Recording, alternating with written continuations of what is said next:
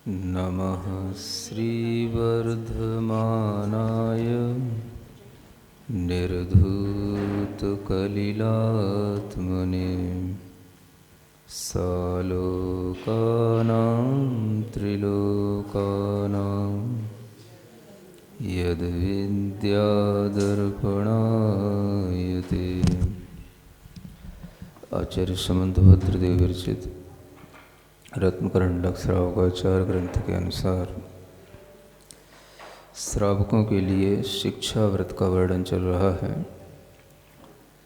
सामायिक शिक्षा व्रत का वर्णन करते हुए किस तरह से सामायिक करने के लिए हमें स्थान का चयन करना चाहिए, किस तरह से हमें सामायिक करते हुए अपने समय को, काल को जानना चाहिए। काल की अपेक्षा से सामायिक का वर्णन, क्षेत्र की अपेक्षा से सामायिक का वर्णन, ये आपको पिछले 2 आर्या छंदों में बता दिया है, 98 और 99 नंबर के। अब 100 नंबर का यह छंद है। व्यापार वैमनस्यात्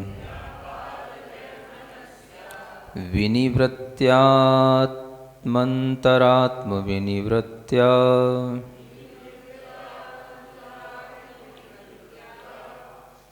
विनिवृत्त्यामन्तरात्मविनिवृत्त्या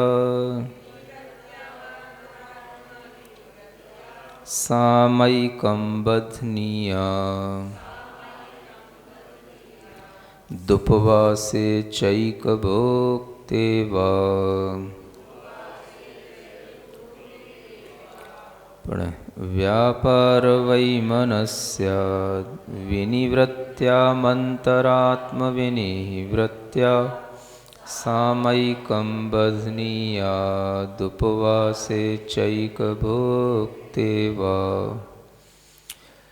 सामायिक करते समय पर कैसे भावों को संभालना है और कैसे भावों को बनाना है, इस बात का वर्णन यहाँ किया जा रहा है। देखा जाए तो क्षेत्र और काल की अपेक्षा से सामायिक में क्या करना है ये पहले बता दिया है। अब भाव की अपेक्षा से सामायिक में किस तरह से समायोजना की जाए यह यहाँ बताया जा रहा है। व्यापार वैमनस्यात् विनिवृत्त्य, विनिवृत्ति माने दूर हट करके, व्यापार की वैमनस्कता से अपने आप को दूर हटा करके। व्यापार का मतलब व्यापार भी होता है और व्यापार का मतलब मन वचन काय की क्रिया भी होती है। दोनों ही बातों को हम समझ सकते हैं। जो व्यापार करते हैं तो उन्हें व्यापार के कारण से मन में तरह तरह के वैमनस्कताएँ उत्पन्न हो जाती हैं। खेद खिन्नता के भाव भी उत्पन्न होते हैं, वैर विरोध के भाव भी उत्पन्न हो जाते हैं और अनेक तरह के अभिमान अपमान आदि संबंधी भाव भी व्यापार में होते रहते हैं। भाव चढ़ जाते हैं तो अभिमान के भाव भी चढ़ जाते हैं, कभी भाव घट जाते हैं थोड़ा अपमान के भाव भी आ जाते हैं। तो ये व्यापार में चलता रहता है। गृहस्थ है, गृहस्थी चलाने के लिए तरह तरह से अपना आजीविका चलाने के लिए अपना तरह तरह से उपयोग लगाता है, व्यापार करता है और उससे मन जो है कभी कभी, अक्सर ही कहना चाहिए कि वैमनस्य हो जाता है। वैमनस्य का मतलब होता है मन के अंदर किसी के प्रति कोई दुर्भाव आ जाता है, किसी के बारे में बुरा विचार आ ही जाता है, या कोई अपने लिए कर दे या अपन भी किसी लोभ इत्यादि के कारण से उसके लिए कर दें। तो ऐसा जो वैमनस्कता का भाव आ जाता है वो उसे भीतर भीतर कहीं ना कहीं दुखी बनाता भी है और उससे उसके मन में जो खेद खिन्नता आती है उसको उसे दूर करके सामायिक की तैयारी करना है। वैमनस्कता में मन का विपरीत हो जाना, मन अपने में नहीं आना और बार बार यह विचार करना कि मैंने उससे ऐसा क्यों कह दिया, मैंने ऐसा क्यों कर दिया, मैंने उसका ये धन या कोई भी वस्तु उससे क्यों कम दाम में ले ली, क्यों हमने उसको ज़्यादा दाम में उसको बेच दी। तो ये सब जो है वैमनस्कताओं में आ जाता है। व्यापार को कैसे और बढ़ाना, किस तरह से व्यापार में जो कमी आई है उसको मेंटेन करना, ये सब जो है अनेक तरह की वैमनस्कताएं व्यापारी के अंदर चला करती हैं। तो व्यापार से मतलब यहाँ पर व्यापार भी है, और व्यापार से मतलब जो अपने मन वचन काय की क्रियाएं हैं, जो भी हम एक्टिविटी करते हैं दिन भर, उससे भी अपने आप को दूर करना। विनिवृत्ति माने विड्रॉ करना, है ना, विड्रॉइंग ऑफ एक्टिविटीज, है ना, ऑफ 5 सिंस। जो 5 प्रकार के पापों में जो हमारी मन वचन कायी की प्रवृत्तियां थीं, उनसे अपने आप को विड्रॉ करना। विड्रॉ तो समझते हैं ना तो वो हटाना, है ना। हाँ भाई, हमने इस लाइन से अपने आप को विड्रॉ कर लिया, है ना, इस कमेटी से हमने विड्रॉ कर लिया। ऐसे ही अपने मन वचन काय से, अपने अंतर आत्मा से अपने आप को हटाना। सामायिक करने बैठे तो पहले ये तैयारी करनी पड़ेगी। ऐसा नहीं कि सामायिक का टाइम हो गया और धम्म से बैठ गए और बैठ गए तो बैठ तो गए और शुरू वही हो गया जो दिन भर चलता था। तो वह तो मन में किसी भी प्रकार की प्रसन्नता आने ही नहीं देगा। तो वह प्रसन्नता के साथ में जब हम अपनी सामायिक को बढ़ाएंगे तो वह सामायिक में भाव शुद्धि भी होना चाहिए। और भाव शुद्धि बनाने के लिए ये यहाँ पर उपाय बताया जा रहा है। अपनी मन वचन काय की क्रियाओं से पहले अपने आप को विराम दें, रोक दें। जो हुआ वह वहीं तक छोड़ दें। इस समय पर नहीं हमें कुछ करना, वो उसी समय के लिए था, बाद में देखा जाएगा।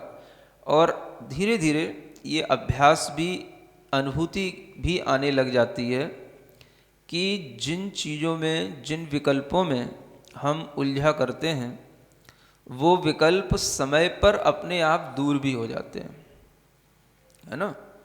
जैसे कोई भी कीचड़ थोड़ी सी हो जाती है, अगर हम उस कीचड़ को कीचड़ की तरह भी छोड़ दें तो थोड़ी देर बाद सूख भी जाती है। हवा पानी आता है, हवा चलती है, उड़ भी जाती है।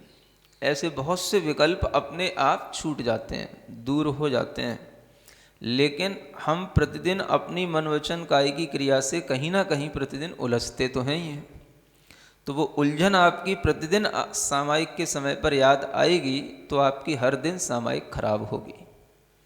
तो यही सोच करके कि ये तो भाई प्रतिदिन का काम है, प्रतिदिन मन में कुछ ना कुछ आना है, किसी ना किसी से कुछ ना कुछ होना है, और प्रतिदिन अगर हम अपनी उलझन को इसी समय पर ध्यान करेंगे और याद करेंगे तो फिर हम सामायिक का टाइम खराब ही करेंगे, सामायिक कहाँ करेंगे। ऐसा विचार करके जो व्यक्ति उस उलझन को, अरे ये संसार की उलझन है, संसार की थी, संसार के लिए छोड़ दी, इस समय पर हम संसार से दूर हट रहे हैं, तो ये कहना पड़ता है, ये मन में विचार करके उस उलझन से अपने आप को दूर करना पड़ता है। अन्यथा चित्त आपका उसी उलझन में ही उधेड़ बुन में लगा रहेगा। उधेड़ बुन होती है ना, मतलब वहीं के वहीं, वो उसी में बार बार मन टिकता है, वो उधेड़ बुन में ही लगा रहता है ना। थोड़ा उधेड़ दिया, फिर थोड़ा बुन लिया, हाँ अब चलो ऐसे कर लेंगे तो ऐसा ठीक हो जाएगा। फिर वो नहीं वैसे ठीक नहीं होएगा तो फिर ऐसे कर लेंगे, तो फिर थोड़ा सा उसको उधेड़ दिया माने फिर थोड़ा सा कपड़ा जैसे या कोई भी चीज़ जिसको हम बुन रहे होते हैं, सी रहे होते हैं, उसको वैसे थोड़ा सा फाड़ भी लेते हैं और थोड़ा सा बुन भी लेते हैं, तो उसको बोलते हैं उधेड़ बुन। इसी को बोलते हैं उलझन। तो ये उलझन जो होती है वो हमारी इसी उधेड़ बुन के कारण से आती है, और ये मन इसी उधेड़ बुन में लगा रहता है। तो हर किसी के लिए ये प्रॉब्लम है। वह प्रॉब्लम किसी भी तरह से हो सकती है। आपको घर में बैठते ही से अपने बच्चे की याद आने लग जाए, बच्चे को काम नहीं मिल रहा है, अपना काम नहीं हो रहा है, बिजनेस नहीं हो रहा है, जॉब नहीं मिल रही है, तरह तरह की उधेड़ बुन में आपका मन उसी समय पर लगेगा। तो सामायिक करने वाले को पहले ये सोचना, ये जो कुछ भी था आँख खोल करके हम जो देख रहे थे वो सब हमारा संसार है। अब हम आँख बंद कर रहे हैं, थोड़ी देर के लिए संसार को हम छोड़ रहे हैं। संसार की हर चीज़ें अपने लिए कोई भी उपयोगी नहीं है।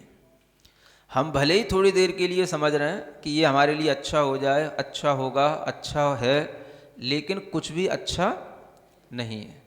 ऐसा विचार करके वो अपने आप को रोकता है।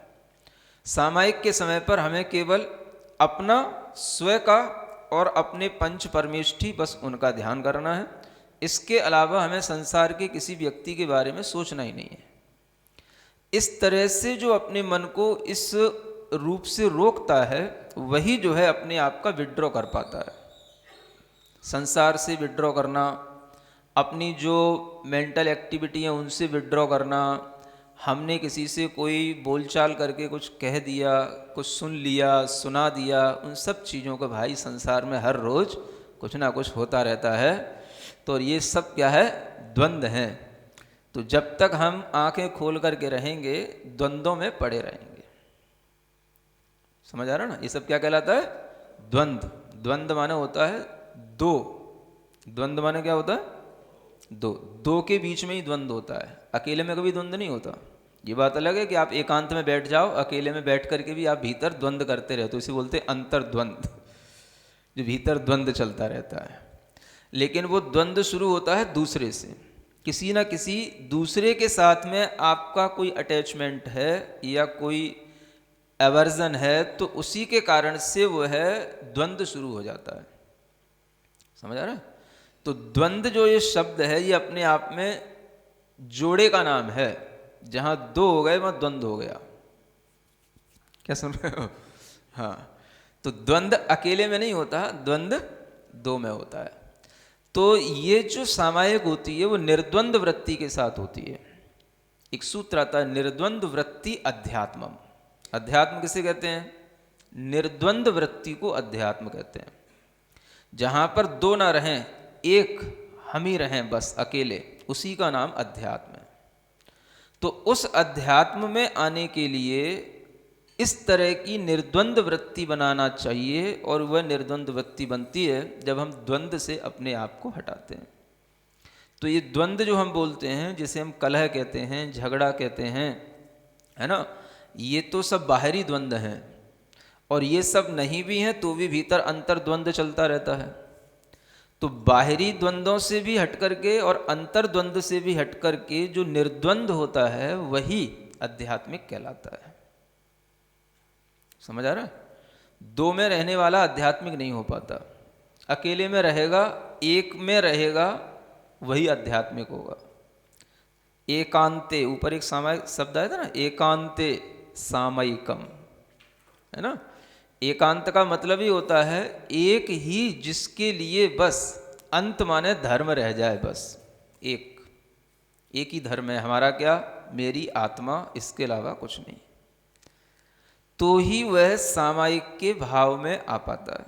तो इसलिए यहाँ पर कहा जा रहा है, अपनी मन वचन काय की प्रवृत्तियाँ जो 5 प्रकार के पापों में लगी थीं, उन पापों से हटा करके उसे अपने को रोकना, और उस प्रवृत्ति को रोक करके फिर क्या करना? अंतरात्म विनिवृत्त्या।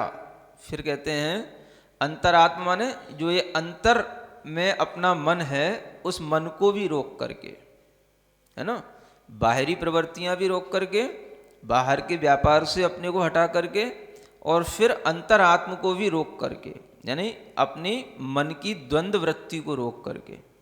मन में द्वंद्व चलता रहता है, कुछ ना कुछ, हर रोज एक नया द्वंद्व पैदा हो जाता है। समझ आ रहा है ना? सुबह से शाम तक की क्या देन है, तो कुछ ना कुछ किसी के साथ निर्द्वंद्व हो जाना, बस यही देन है उस सुबह से शाम तक की, है ना। तो आप ये देखें कि अगर हम रोजाना ही ऐसे द्वंद्व के कारण से सामायिक के समय पर अपने मन को खराब रखेंगे, तो हम कभी भी सही सामायिक का आनंद ले नहीं पाएंगे। तो इसलिए यहाँ कहा जा रहा है अंतर आत्मा को भी रोक करके, यानी मन के भी द्वंद्वों को रोक करके, मन के द्वंद्व भी रोकना है। और मन में ये जो द्वंद्व हैं ये सहजता में उत्पन्न होते ही रहते हैं। तो जब तक हम बाहरी वस्तुओं से अपना संकल्प पूर्वक संबंध नहीं छोड़ते, तब तक ये द्वंद्व हमें भीतर से चैन नहीं लेने देते। आप आंख बंद करके बैठोगे, द्वंद्व पहले सामने आ जाएगा। एकांत में बैठोगे तो और ज़्यादा परेशान करेगा। तो गृहस्थ के लिए इन द्वंद्व से अपने को हटाना बड़ा मुश्किल होता है, लेकिन अगर वो संकल्पित होता है तो सरल होता है। और संकल्पित इसी रूप में होना पड़ता है। चिंता, जब हम आंख खोलेंगे, संसार में आएंगे तो चिंता करेंगे। अभी हम थोड़ी देर के लिए अपनी चिंता को छोड़ करके, आंख बंद करके अपने आप के लिए बैठेंगे, अपने आप के लिए रहेंगे, अपने आप का अनुभव करेंगे। तो अपने लिए जीना, ये जो भाव आता है ये इसी में आता है। किसके लिए जीना? अपने लिए जीना। समझ आ रहा है?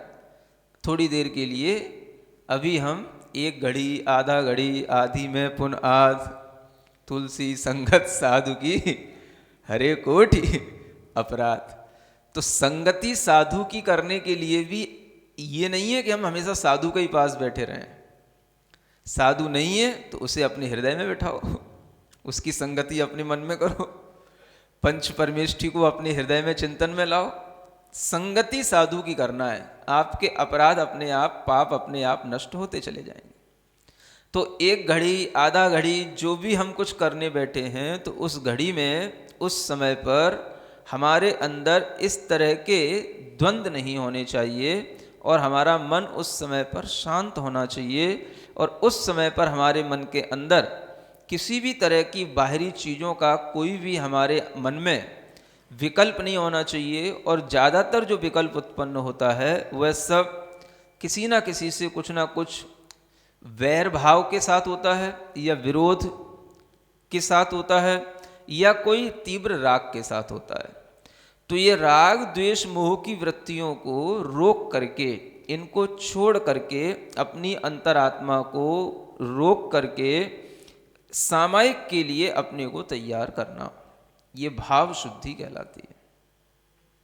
समझ आ रहा है? एक घड़ी करो, चाहे 2 घड़ी करो, चाहे 3 घड़ी करो। समझ आ रहा है?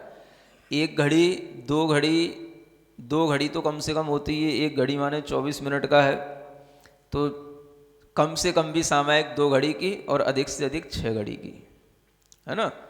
अब ये 2 घड़ी भी हम कम से कम अपने लिए जिए।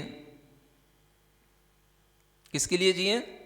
ये मोटिव होना चाहिए अपने अंदर, हमें किसके लिए जीना है? अरे 2 घड़ी तो अपने लिए जियो। सुबह से शाम तक 24 घंटे होते हैं, किसके लिए जी रहे हैं? बच्चों के लिए, पत्नी के लिए, पति के लिए, है ना? सब घर के परिवारों के लिए 2 घड़ी किसके लिए जीना? बस अपने लिए जीना। ये मोटिव आएगा तो ये सब छूटेगा। हाँ, तो ये छूटने का जो अभ्यास करेगा तो छूटेगा। अब छूटने के लिए वह मन बनाए ही ना और कहे कि हमारा मन लग जाए, तो मन कैसे लग जाएगा? नहीं समझ आ रहा। ज़्यादातर गृहस्थों की दिक्कत यही होती है, मन संकल्प के साथ बनता है और मन में वो किसी भी तरीके का संकल्प लेकर के बैठना चाहते नहीं। महाराज हमारा मन लग जाना चाहिए ध्यान में, आप कोई उपाय बता दो। क्या उपाय बता दो? अब तुम्हारा मन जिन द्वंद्वों में लगा है उन्हीं द्वंद्वों में तो लगेगा। अब उन द्वंद्वों को छोड़ने का संकल्प तो लो। अब वो छोड़ने का संकल्प हमेशा के लिए नहीं दिया जा रहा है, हमेशा के लिए द्वंद्व नहीं छोड़ना है, लेकिन उतने टाइम के लिए तो छोड़ करके बैठो। उसमें क्या दिक्कत हो रही है? उसमें क्या बिगड़ जाएगा आपका? क्या छूट जाएगा? एक घड़ी के लिए भी सही, समझ आ रहा है? चलो प्रारंभ में कोई भी श्रावक थोड़ा सा अभ्यास करे। एक घड़ी माने 24 मिनट्स ओनली। एक घड़ी के लिए सब संबंध छोड़ के बैठो। कुछ भी मेरा नहीं, मुझे किसी से कोई लेना देना नहीं, मुझे अपने लिए जीना है, अपनी अनुभूति करना है। संकल्प मन में जैसे ये आएगा, ये विचार आएगा तो ही कुछ होएगा। अब विचार इतना कठिन विचार, मैं किसी के लिए नहीं, मेरा कुछ भी नहीं, तो फिर काहे का ध्यान करेगा तू? जिसका है, जिसके लिए है, उसी का ध्यान कर। फिर कहता मेरा ध्यान नहीं लगता। तो दोनों उल्टी बातें क्यों करता है? ध्यान तो एक ही जगह लगेगा। ध्यान का मतलब क्या होता है? एक जगह पर अपने मन को पॉइंट आउट करना, बिल्कुल पॉइंटेड कर देना, उस एक माइंड को एक जगह पर बिल्कुल, हाँ बिल्कुल रोक देना, कंसंट्रेट कर देना, माइंड को एक जगह लगाना। तो जिधर तू लगाना चाह रहा है उधर तो लगाने के लिए तेरे मन में ताकत है नहीं कि हमें उधर ही लगाना है, क्योंकि वो तब उधर लगेगा जब उधर से छूटेगा, और उधर को छोड़ना नहीं चाहता है और लगाना इधर चाहता है, और फिर कहता है मन लगता है नहीं। तो दोगली बातें करता है।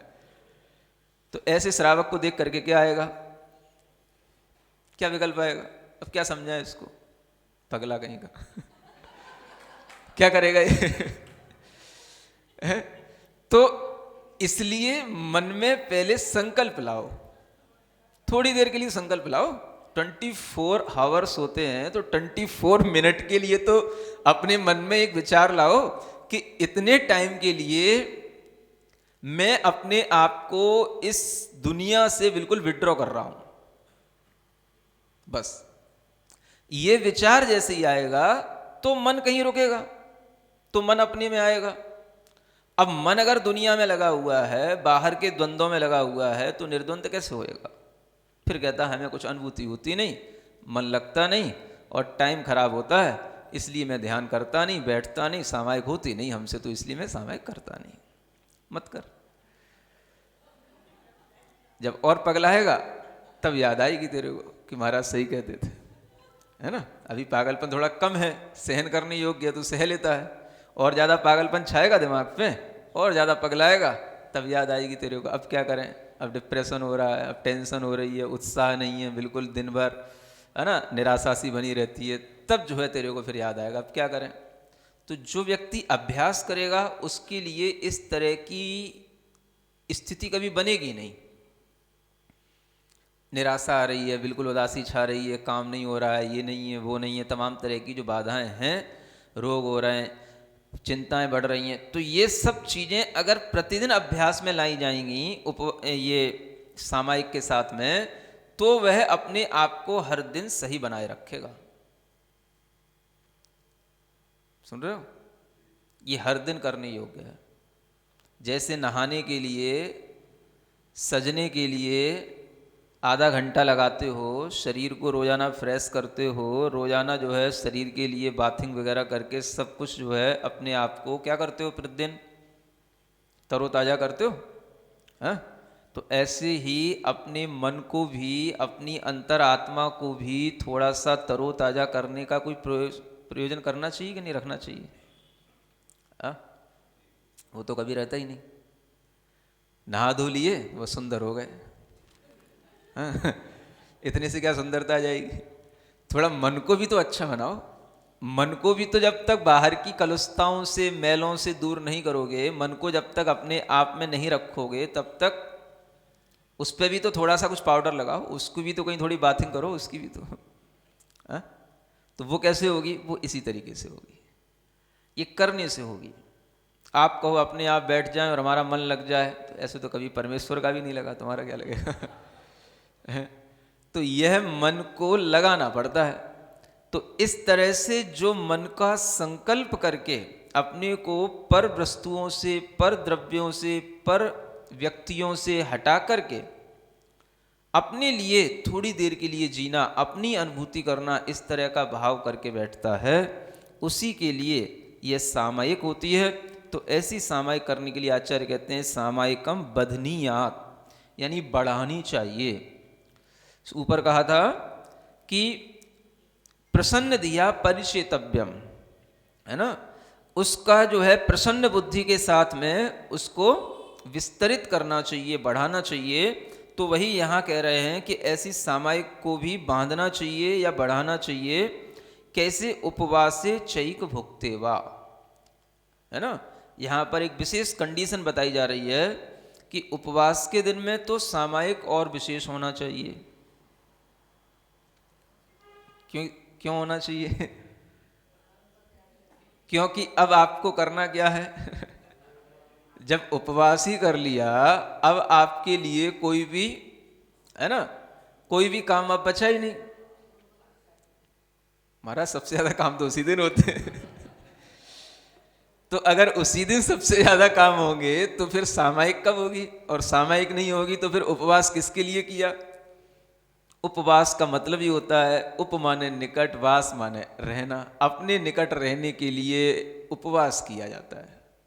अपने में रहेंगे, थोड़ा सा अपने में ही आनंद लेंगे, इसलिए उपवास किया। क्योंकि खाने पीने के बाद तमाम तरह का आलस और तरह तरह के लोगों से मिलना जुलना और वैसे ही पूरे दिन एक्टिविटी बनी रहती है, उससे बचने के लिए चलो आज उपवास करके अपने को अपने में ही अनुभूत करेंगे, इसलिए उपवास होता है।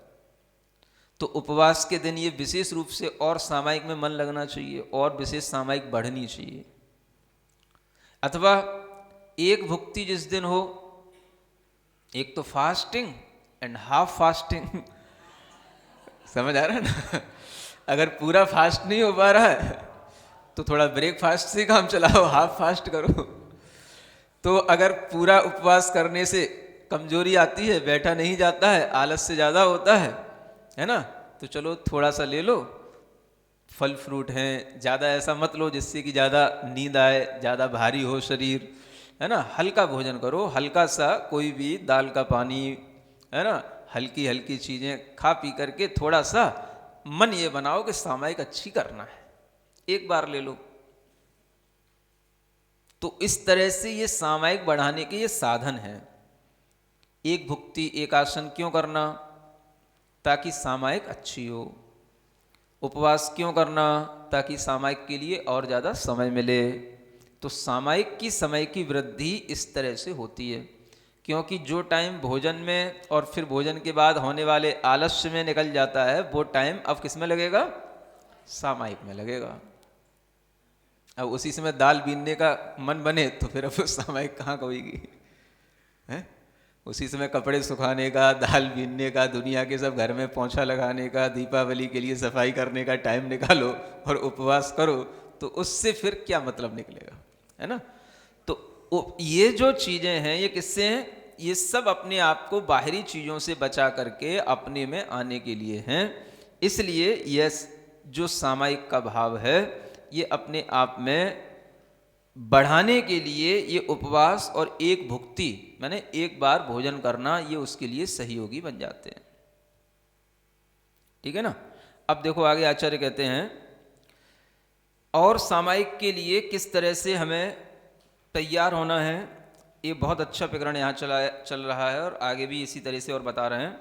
सामयिकम प्रतिदिवसम यथावदप्यनलसेन चेतव्यम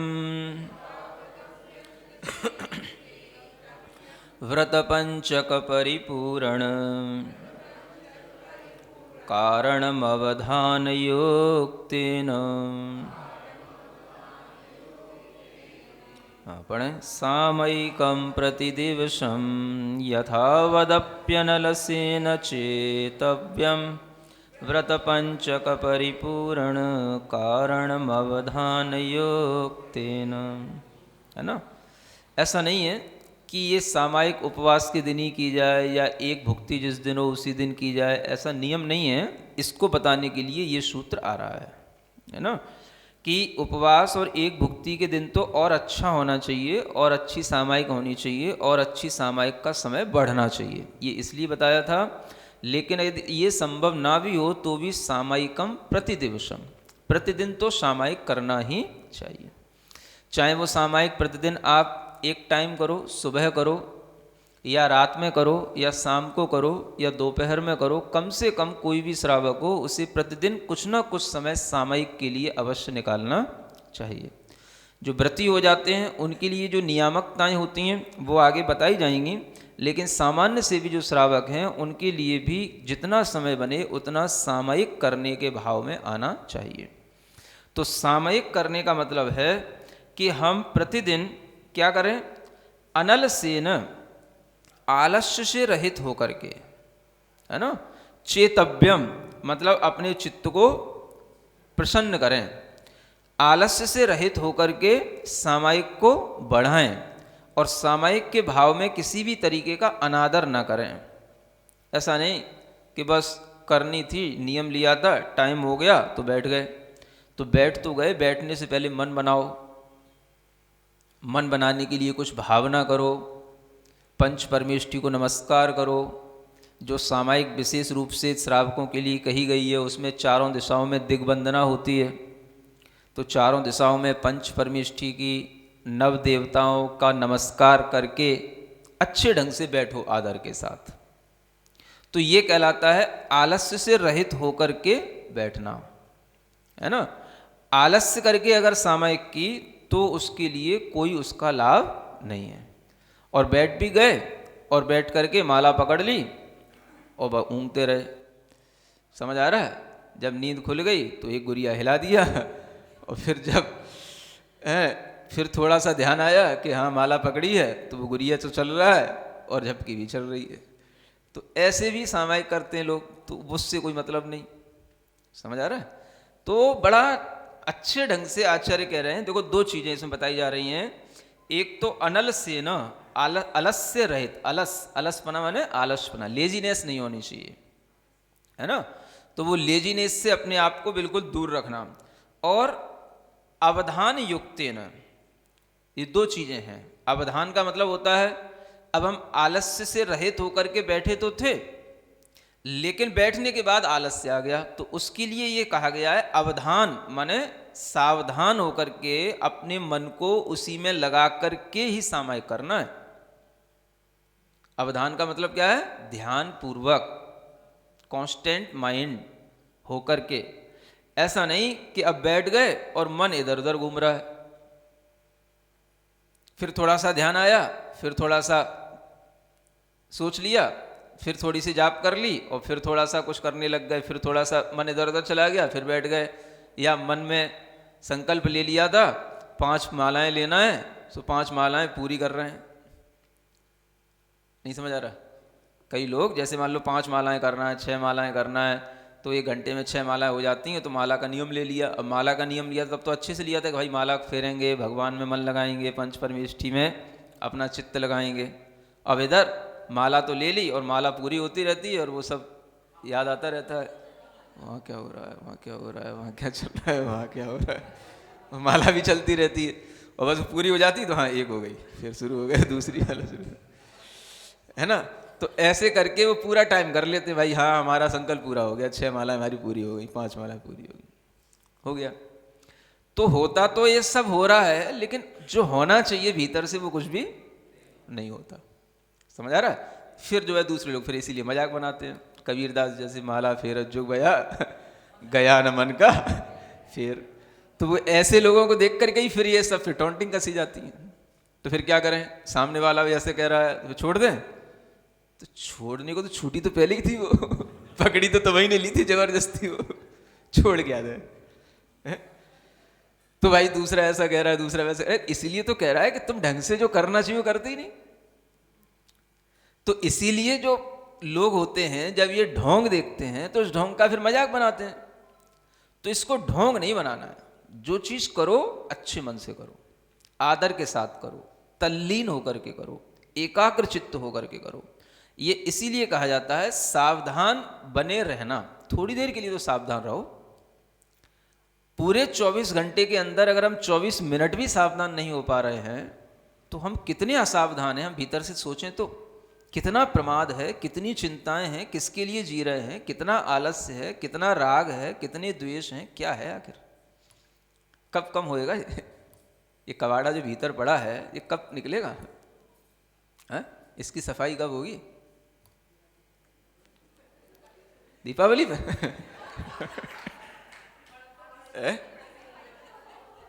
दीपावली पे होती है क्या सफाई?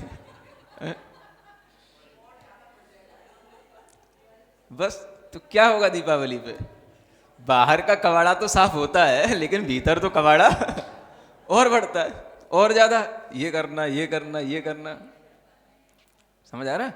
इसीलिए थोड़ा सा भाव बनाना चाहिए। अच्छा, बैठ अकेला 2 घड़ी तू भगवत के गुण गाया कर।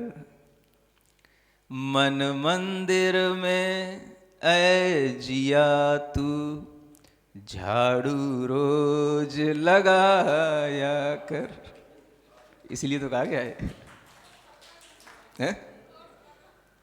बैठ अकेला दो घड़ी तू भगवत के गुण गाया कर। मन मंदिर में ऐ जिया तू झाड़ू रोज लगाया कर। सोने में तूने रैन बिताई दिन भर करता पाप रहा। सोने में तूने रैन बिताई दिन भर करता पाप रहा। इसी तरह बर्बाद जिंदगी करता अपने आप रहा। छोड़ कुसंगति को तू हरदम सत्संगति में आया कर। बैठ अकेला दो घड़ी तू भगवत के गुण गाया कर। मन मंदिर में ऐ जिया तू झाड़ू रोज लगाया कर। कब लगानी है? झाड़ू लगानी है कि नहीं लगानी? कब लगानी है? रोज लगानी है। दो घड़ी, दो घड़ी माने अब इतना हम कंसेशन कर रहे हैं भाई, दिवाली का ऑफर है, चलो भाई एक घड़ी से ही सस्ते में ही बिके माल तो बिके कम से कम है। तो एक घड़ी भी अगर मन में विचार आए, हमें सत्संगति, वास्तव में तो सत्संगति इसी को बोलते हैं, सत्संग इसी को बोलते हैं जो भीतर से हो रहा हो। किसी के पास बैठने से तो दूरियां बनी ही रहती हैं। जब हम किसी को अपनी हृदय की वेदी पर बैठाएंगे तभी तो हम उसके पास होंगे और वो हमारे पास होगा। तो सत्संगति वस्तुतः इसी को कहते हैं। तो ऐसी सत्संगति जो करते हैं उनके लिए ही इस तरह से उनका मन अच्छा होता है, उनका मन साफ रहता है। और जो साफ सुथरा मन रहेगा तो मन फिर हमेशा अपने में प्रसन्न रहता है, क्योंकि जहाँ साफ सफाई होगी वहाँ पर अपने आप प्रसन्नता रहेगी। जिस कोने में, जिस घर में, जिस कमरे में साफ सफाई रहती है वहाँ प्रसन्नता रहती है। बस तो मन में साफ सफाई रहेगी तो मन भी प्रसन्न रहेगा। तो बस वही यहाँ कहा जा रहा है, प्रसन्न दिया। अपनी बुद्धि को प्रसन्न बना के रखो। कूड़ा कचरा ज़्यादा भीतर कब तक रखोगे? उसने ये कर दिया, इसने ये कर दिया, उसने ये कह दिया, उसने ये कह लिया, क्या तक क्या चलेगा ये? हाँ, तो ये कूड़ा सब बाहर फेंक करके बिल्कुल सावधान होकर के, अवधान युक्तेन मतलब सावधान होकर के। जैसे एक आवाज़ लगाई जाती है जब आप जिनवाणी वगैरह पढ़ते हो, सावधान। अब आजकल तो आप कुछ करते ही नहीं हो, आके धम्म से बैठ जाते हो और फट से उठ के चले जाते हो है ना। तो पहले जो है जिनवाणी शुरू होती थी तो एक आवाज़ लगाई जाती थी, सावधान जिनवाणी आ रही है। तो जिनवाणी की विनय करते थे, लोग खड़े होते थे। तो उसमें भी सावधानी पूर्वक हमें जिनवाणी का अवश्रवण करना है। ऐसे सावधान होकर के जिनवाणी सुनी जाती है, वैसे ही सावधानता पूर्वक सामायिक के भाव में आया जाता है।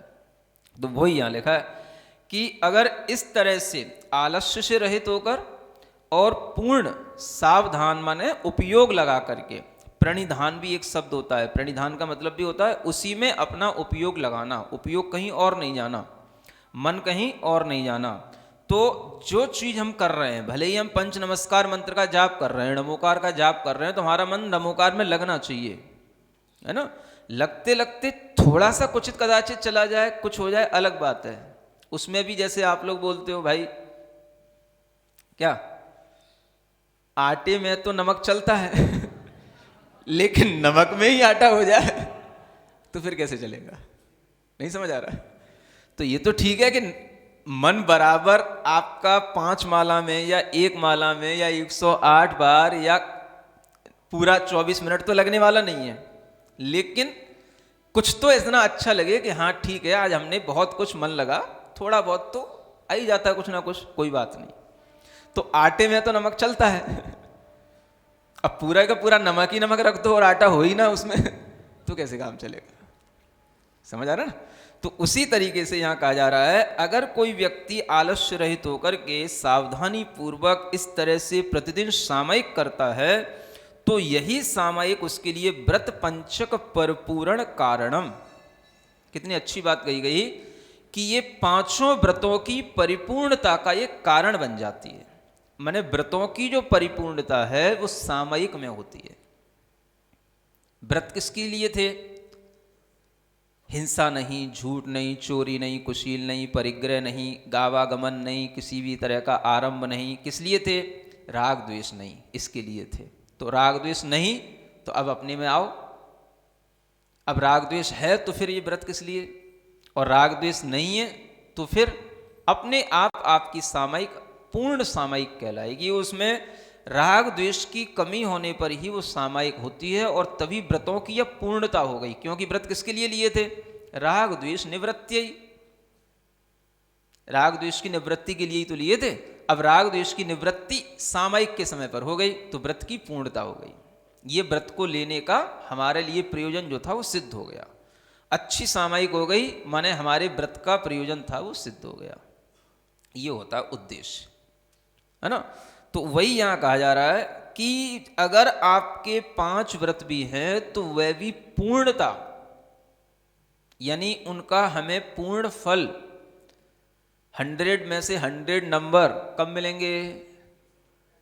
जब आप उसका परीक्षा दें और सावधानी पूर्वक उस परीक्षा के एक एक नंबर को ध्यान में रखते हुए हर क्वेश्चन को अच्छे ढंग से सॉल्व करें।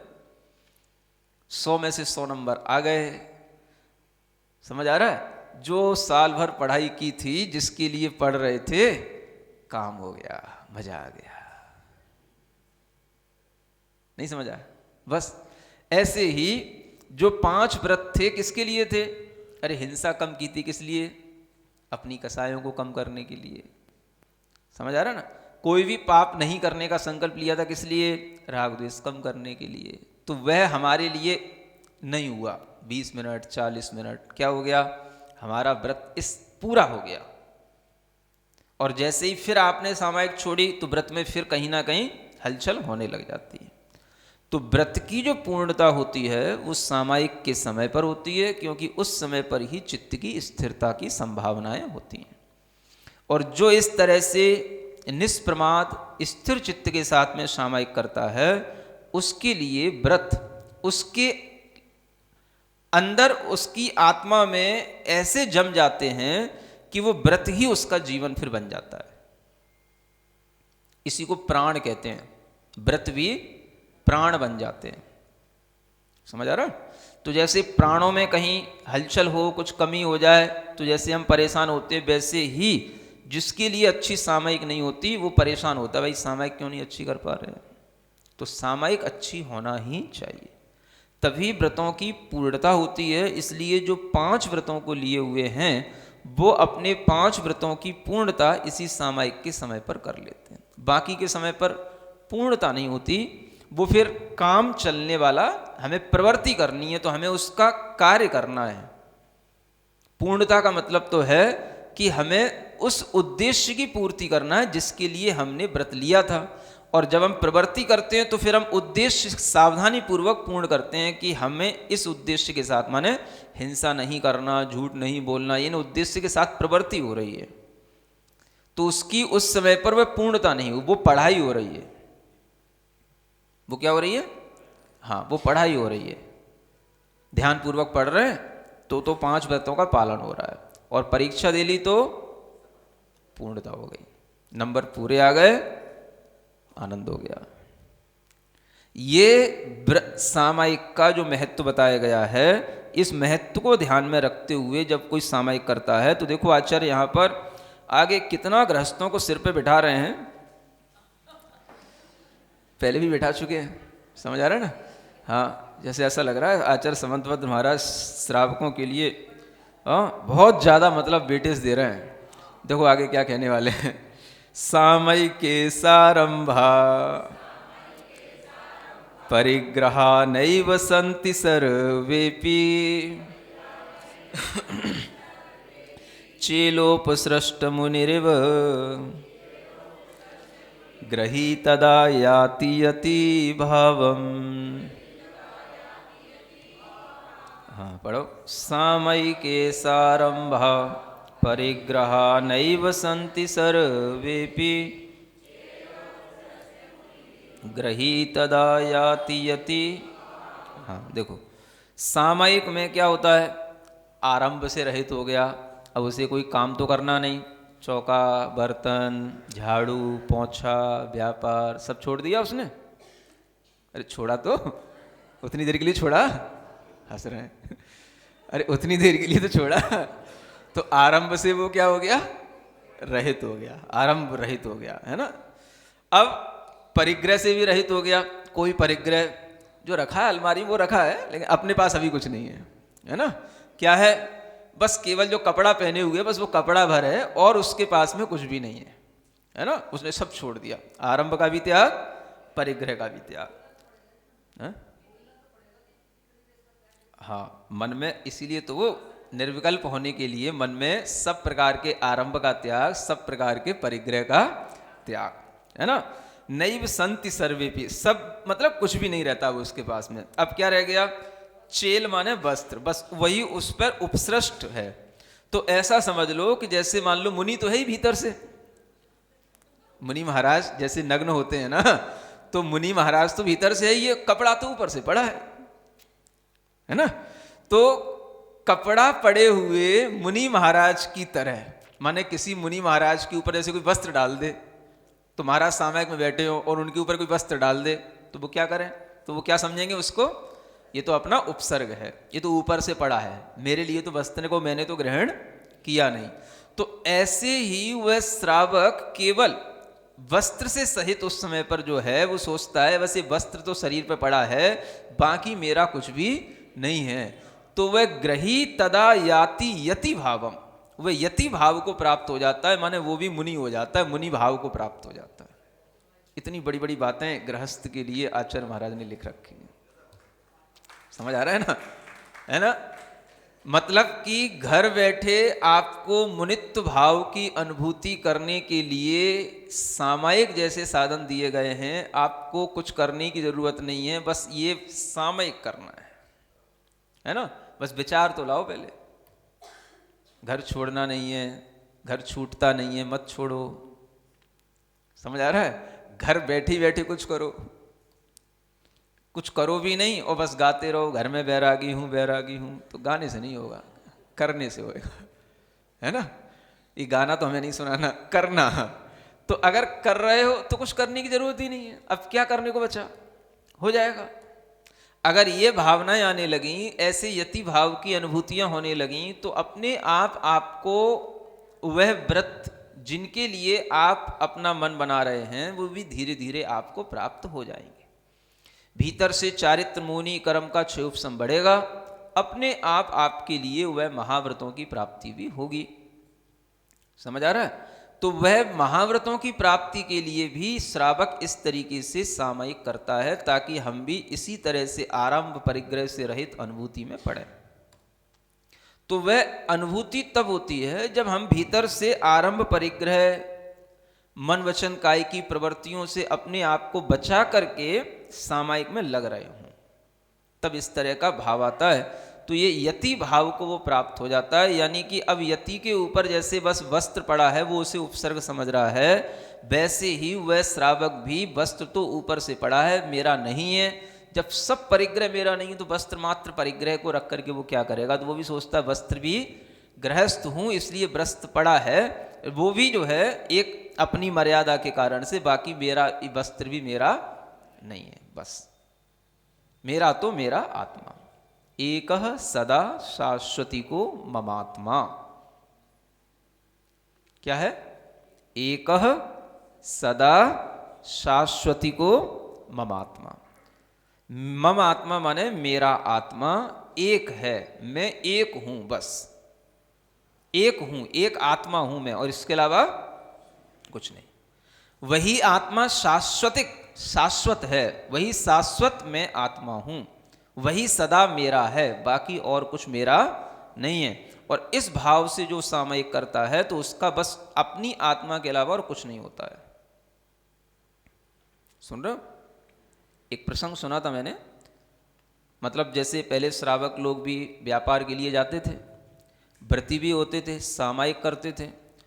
तो जैसे बैलगाड़ियाँ वगैरह पहले चलती थीं, तो एक कोई विद्वान पंडित जी मतलब व्यापार करने के लिए जा रहे हैं, रास्ते से निकल रहे हैं, और व्यापार होता है तो बैलगाड़ियाँ तो धीरे धीरे चलती हैं, आपकी मोटर गाड़ियाँ पहले थी नहीं, है ना। तो अब जहाँ पर उनके लिए सामयिक का समय हो गया, उन्होंने अपनी बैलगाड़ी रोकी और बस कहीं पेड़ की छाया में बैठ गए। समझ आ रहा है? व्यापार के निमित्त जो भी सामान रखा था वो बैलगाड़ी पर रखा है और बैलगाड़ी खड़ी है, और सामयिक पे बैठ गए श्रावक जी। सुन रहे हो? अब उसी समय पर चोर लुटेरे आ गए। वो तो सामयिक पे बैठ गए, अब चोर लुटेरे आ गए। अब वो सब जो है गाड़ी में जो सब था सब खकोलने लग गए, सब उठाने लग गए। तो जो श्रावक था वो सामयिक पे बैठा था, वो सामयिक पे बैठे ही रहा। चोरों ने देखा कि देखो ये सामने जो बैठा है ये गाड़ी इसी की होगी, क्योंकि और कोई यहाँ है नहीं है, लेकिन ये ध्यान में बैठा है। और वह पूरे टाइम तक वो निर्विकल्प होकर के उस श्रावक ने सामयिक की। समझ आ रहा है? और सामयिक पूरी करने के बाद में वो चोर लुटेरे सब अपना सामान बांधते रहे, इधर से उधर करते रहे, वो निर्विकल्प सामयिक कर ली। और वो चोर लुटेरे इधर उधर देखते ही रहे कि बस समेट रहे हैं, और उनकी सामयिक पूरी हो गई, निर्विकल्प हो गई। कोई चिंता नहीं उन्हें कि वो आंख बंद करके देख रहे हो, एक आंख से देख रहे हो कि दो आंख से देख रहे हो, कुछ नहीं। श्रावक ने बढ़िया सामयिक की। और सामयिक करने के बाद में जब वो श्रावक उठा, उसने अपनी आंखें खोली तो सामने देखा कि ये चोर उचक्के इस तरीके से सामान बांध रहे हैं। समझ आ रहा है? तो वो श्रावक भी वहां से चल करके उसके पास आ गया। क्या कर रहे हो भैया? तू कौन है? मैं ही तो हूं इसका मालिक। क्या कर रहे हो? ये सब उठा के ले जा रहा हूं। कहाँ ले जाओगे? अपने घर पे ले जाऊंगा। चलो ठीक है, ले जाओ। वो श्रावक उसको जो उठा रहा था उसी को उठा करके उसके सिर पर रख देता है। समझ आ रहा ना? उन्हीं चोर उचक्कों के सिर पर रख देता है।